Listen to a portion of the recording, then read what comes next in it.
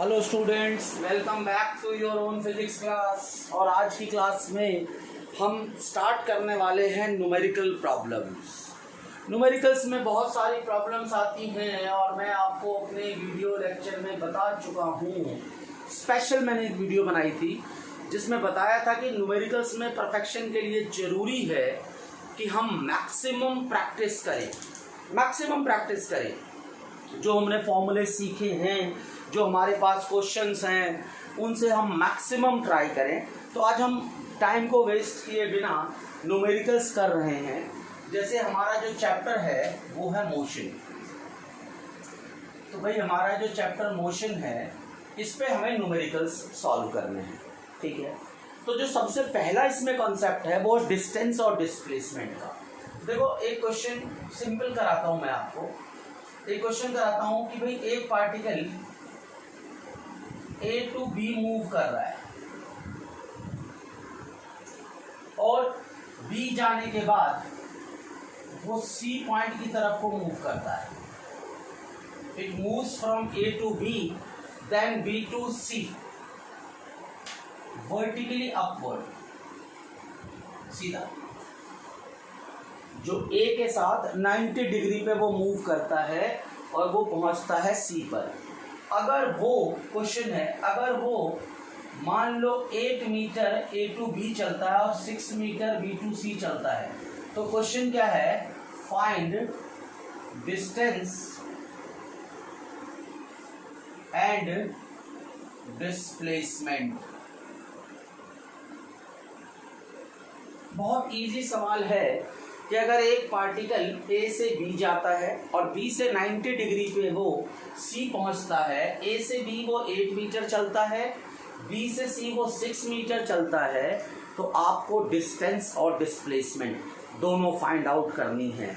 आपको बताया था डिस्टेंस क्या होता है, सिंपल। जब हमने चैप्टर पढ़ा था डिस्टेंस क्या है, हम कॉन्सेप्ट को रिकॉल करते हैं।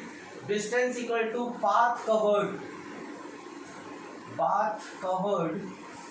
During motion. आपको फॉर्मूला लिखने की जरूरत नहीं है, ये लिखने की जरूरत नहीं है, मैंने आपको याद कराया है। तो इसने पाथ कितना ट्रेवल किया है, पहले ये A से B पहुंचा है, फिर B से C गया है। तो अगर मैं डिस्टेंस की बात करूं तो डिस्टेंस सिंपल है, AB प्लस BC यानी 8 plus 6 equal to 14 meter. Simple. Distance अगर निकालना है तो दोनों पाथ को ऐड कर दो। अब हमने एक कॉन्सेप्ट और पढ़ा था जिसको हम कहते हैं डिस्प्लेसमेंट, और ये हमें पता है क्या होता है, शॉर्टेस्ट पाथ।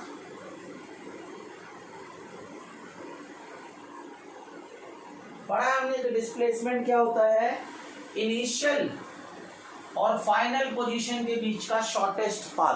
तो अब आप सोचो कि आप A टू C how can you reach with the shortest distance? So it is easiest way to reach by joining this. अगर आप डायरेक्टली चले जाओ तो your displacement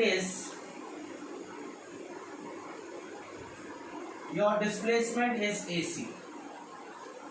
अब डिस्प्लेसमेंट एक वेक्टर क्वांटिटी है। अब आप देखो कैसे निकालेंगे AC।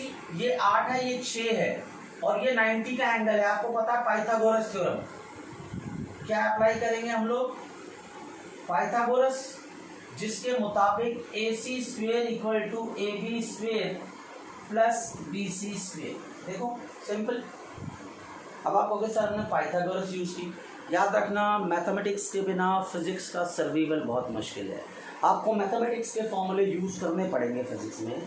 तो हमें जब AC चाहिए तो under root of AB square plus BC square root के अंदर। तो हम क्या करेंगे, जब हम AC की वैल्यू निकालेंगे तो उस केस में हम यहाँ क्या करेंगे, 8 का स्क्वायर प्लस 6 का स्क्वायर, ये कितना होगा 64 प्लस 36 अंडर रूट 100 और ये वैल्यू होगी 10 मीटर्स। तो ये आपका डिस्प्लेसमेंट है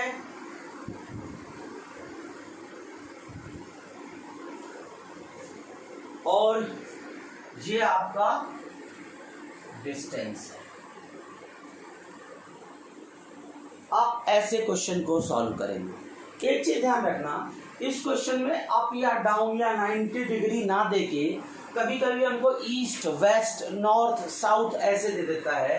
आपने ज्योग्राफी में पढ़ा होगा कि अगर हम इस तरह से एक कोऑर्डिनेट एक्सिस को ड्रॉ करें तो ये जो हमारा होता है, इस डायरेक्शन को हम ईस्ट कहते हैं, इसको हम वेस्ट कहते हैं, ये हमारा साउथ होता है, ये हमारा नॉर्थ होता है। और आप यहां भी ऐसे ही अप्लाई करोगे, सेम तरीका। क्लियर है? अब एक क्वेश्चन समझना, उस क्वेश्चन में मैं आपको डाटा दे रहा हूं। कैसे? देखो ये क्वेश्चन क्या कहता है, अ बॉडी ट्रेवल्स, जैसे देखना सिंपल, पहले मैं डायग्राम बना देता हूँ। ए से बी मूव किया इसने और दिस इज 8 मीटर, फिर ये सी पे आया, this is 6 meter, then he moves again 3 meters and then again he moves to 4 meters towards E। अगर मैं आपको बोलूं अब अ बॉडी ट्रेवल्स, देखो यहाँ साउथ लिख देते हैं, यहाँ पर थोड़ा ऊपर, a body travels 8 meter along east and then 6 meter along south. After this it moves 3 meter east and finally 4 meter towards south.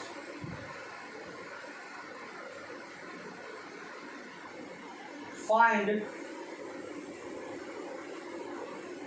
distance and displacement.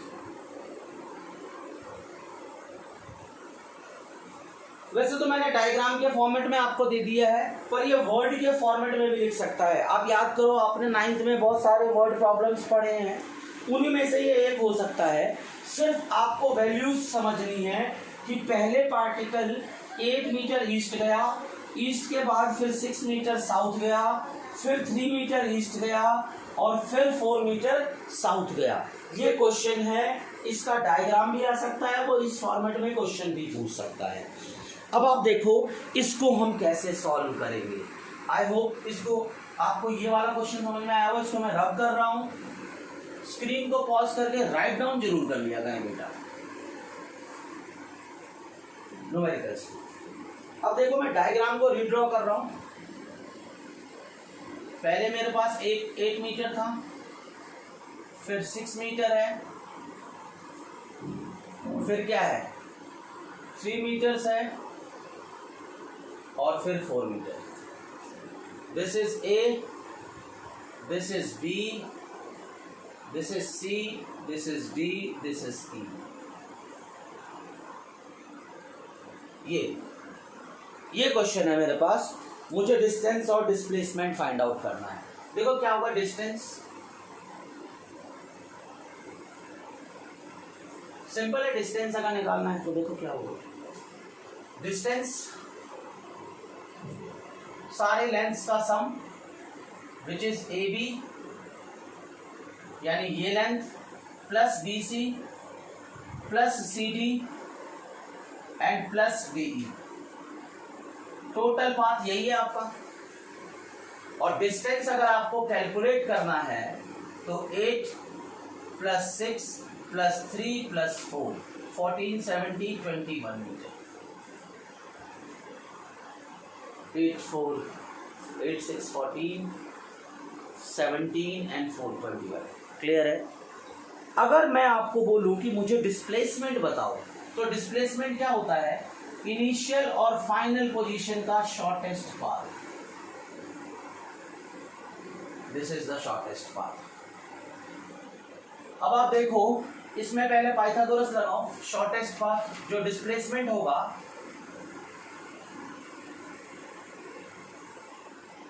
It is AE, और AE को आप कैसे लिख सकते हो? AC plus CE। Displacement is AE which is AC plus CE। now the value of AC कितना होगा आपके पास? देखो ये 90 का एंगल है, पाइथागोरस थ्योरम लगाओ, ये 8 का है, ये 6 का है, तो ये कितने का हो जाएगा? 8 का स्क्वायर प्लस 6 का square which is under root 100 which is 10। this is 10 meter।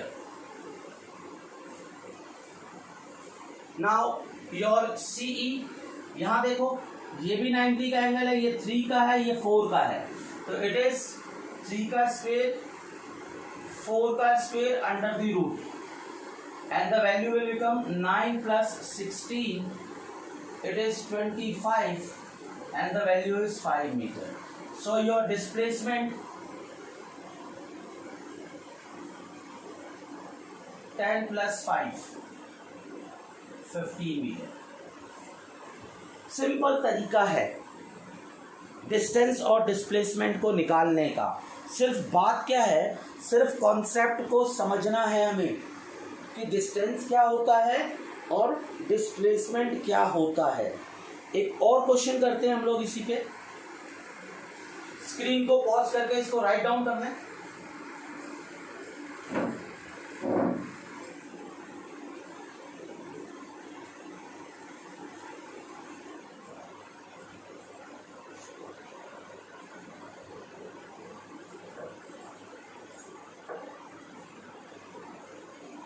देखो एक जो सर्कुलर पाथ का रहा, मान लो मेरे पास एक सर्कुलर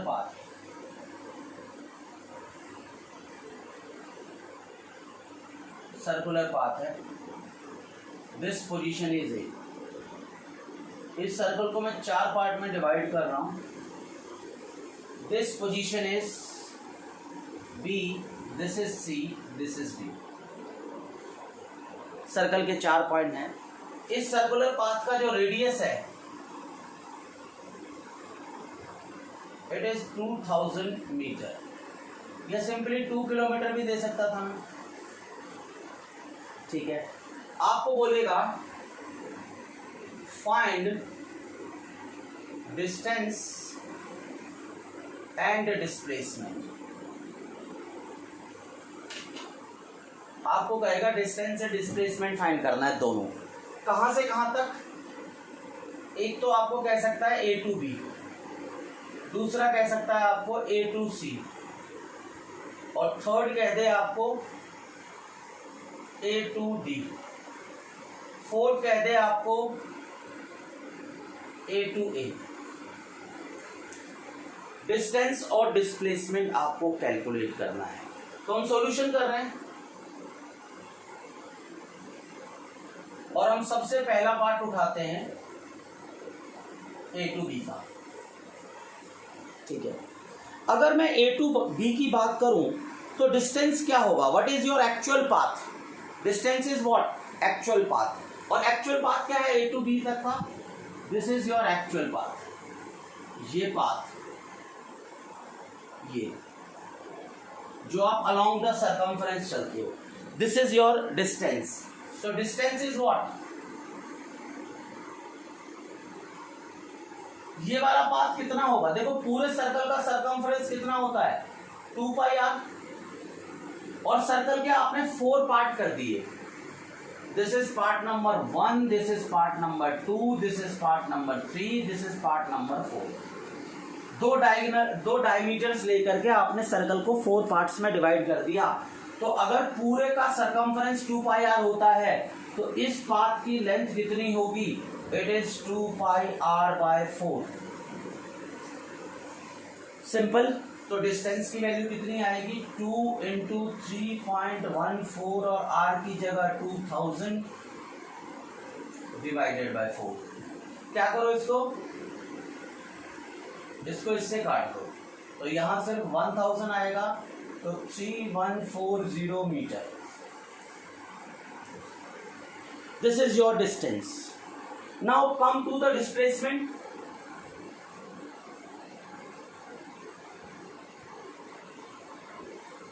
अब देखो डिस्प्लेसमेंट क्या होता है। Displacement is the shortest path. Displacement is the shortest path between initial and final position. So this is your initial position and this is your final position and shortest path is this. This is your shortest path. अब आप देखो यहां से यहां तक जाने के लिए ये वाला एंगल कितने का है? 90 डिग्री का। ये भी रेडियस है, ये भी रेडियस है। तो अगर इस पॉइंट को मैं O मानूं तो पाइथागोरस थ्योरम के हिसाब से जो ए बी है it is O A square plus O B square. देखो दिस साइड का square equal to this Pythagoras theorem. Sum of base का स्क्वेयर प्लस परपेंडिकुलर का स्क्वेयर इक्वल टू हाइपोटेन्यूज का स्क्वेयर। और अगर मैं इसको हटा दूं तो यहां मैं ऐसे लिख सकता हूं, this is r square, this is r square, this is 2r square and this is r root 2. This is your AB. R is what? 2000 and root 2 is what? 1.414. So you multiply it 8282. This is your displacement. Clear है? Now we move from A to C. Distance is what? अगर मैं A से C की बात करूं तो बेटा distance तो ये पूरा पाथ होगा, ये पूरा पाथ। ठीक है। देखो ये जो है ये एक क्वाड्रेंट था आपका और इसके लिए क्या लिखा था आपने? 2 पाई आर बाय 4। और ए टू सी 2 क्वाड्रेंट है तो डिस्टेंस कैसे लिखोगे? 2 पाई आर बाय 4 इंटू 2 कर दो। या एक और तरीका है, सेमी सर्कल बनता है ये, और सेमी सर्कल के लिए आप जानते हो पाई आर होता है, तो सिंपली यहाँ क्या मिला? पाई आर ही तो मिला। और वैसे मैंने क्या किया, मुझे पता है इसका जो ये जो लेंथ है this is this 2 pi r by 4, ये एक पार्ट की लेंथ है, तो दूसरे पार्ट की 2 पार्ट की लेंथ के लिए 2 से मल्टीप्लाई कर दिया मैंने यहाँ पर। तो 2 तरीके हैं। ये दूसरा तरीका मैंने क्यों प्रिफर किया कि वो मुझे थर्ड पार्ट में हेल्प करेगा मेरी। भाई एक पार्ट जो है पूरे सर्कल का कितना है? 2 पाई आर सरकमफ्रेंस। एक पार्ट का कितना होगा? 2 पाई आर बाय 4। 2 पार्ट का कितना होगा? 2 into 2 pi r by 4। This is also pi r, this is also pi r. तो again 3.14 into 2000, this is 826 6280 meters. This is your distance. अब आप डिस्प्लेसमेंट की बात करो।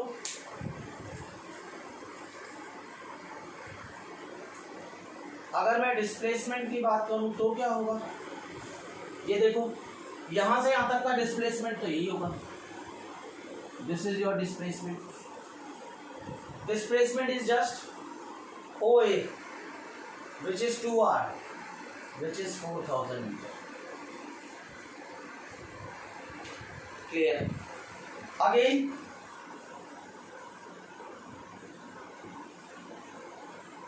ए टू डी, आपका डिस्टेंस कितना होगा? ये देखो, जब आप ए से स्टार्ट हुए हो, यहां से स्टार्ट किया, आप ऐसे घूमे ऐसे घूमे ऐसे घूमे ऐसे घूमे ऐसे घूमे और यहां आए, ये आपका डिस्टेंस है। इसका कितना है? 2πr/4। इसका कितना? 2πr/4 multiply by 2। और इसमें कितने हैं? 3 क्वाड्रेंट हैं ऐसे ऐसे, तो इसको क्या कर सकते हो आप? 2πr/4, तो सिर्फ एक हिस्से का लेंथ है। इसकी लेंथ कितनी थी? 2πr/4। इसकी लेंथ कितनी थी? 2πr/4 into 2। और इसकी कितनी होगी? 2πr/4 into 3। सिंपल। तो यहाँ क्या करो? 2 pi is 3.14/4 into 2000 into 3। This is 500. This is 1000. This is 3.14. This is 3. 249 और 1 2 3 और यहाँ it is 9420 meters. This is your distance. ये डिस्टेंस है। स्क्रीन को पॉज करके इसको राइट डाउन करो। और डिस्प्लेसमेंट की बात कर रहे हैं हम लोग।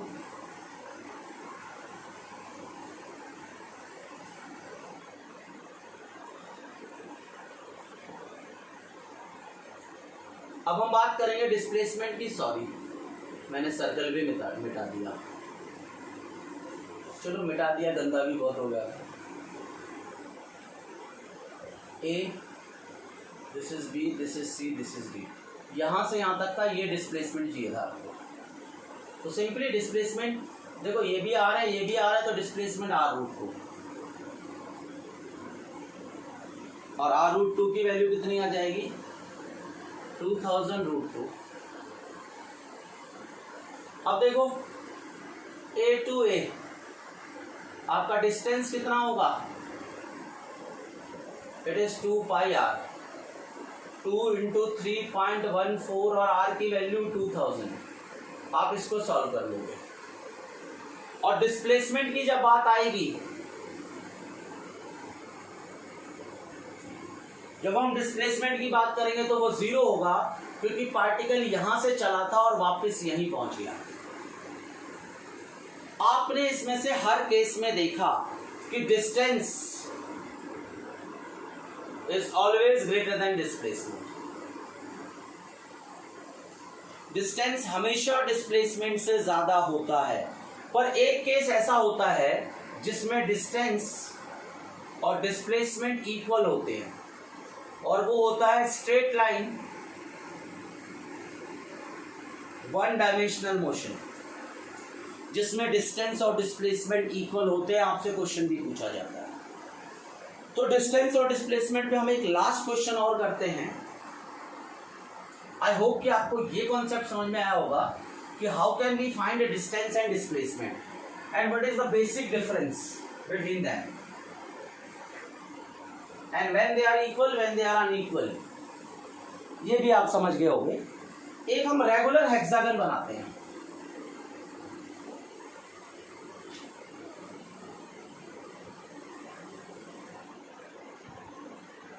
शायद बना नहीं, रेगुलर हेक्सागन है।